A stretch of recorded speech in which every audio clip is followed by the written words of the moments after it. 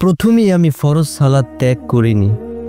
কোনো একদিন জোহরের ওক্তে জায়নামাজে দাঁড়িয়ে খেয়াল এসেছিল আজ নফলটা বাদ দেই। প্রথমেই আমি জিকির বন্ধ করিনি।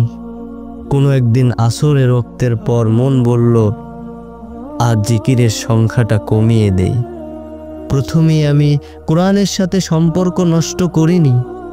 কোনো একদিন এশারের ওক্তের পর ভেবেছিলাম আজ সূরা মুলক না পড়ি। প্রথমেই আমি আউয়াল ওক্তের সালাত আদায়ের অভ্যাস নষ্ট করিনি। তবে আজান কানে আসার পর কে যেন জানালো অনলাইনে দাওয়াত দেওয়ার জন্য লেখাটুকু কমপ্লিট করে নাও। প্রথমেই আমি নন মাহারামের ফিতনায় পড়িনি।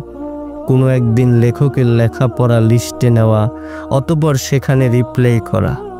মন বলল প্রয়োজনে কথা বলার ছাড় আছে। আমি কোনো কিছুই প্রথমে করিনি, কেবল হেদায়েতের ঘুড়ির সুতাটাকে কিছুটা ঢিল দিয়েছিলাম। আর আজ সেই ঘুড়ি মুখ থুবড়ে মাটিতে পতিত হয়েছে। সেই যে নফল ছেড়ে আসলাম কোরআনকে, আজ তারাই আমাকে ছেড়ে দিয়েছে। আমি এখনো শুনতে পাই হাইয়া আলাস সালাহ, হাইয়া আলাল ফালাহ। তবে সাথে সাথে সালাতে দাঁড়াতে পারি না নফলের হক আদায় করতে কিংবা ফরজের।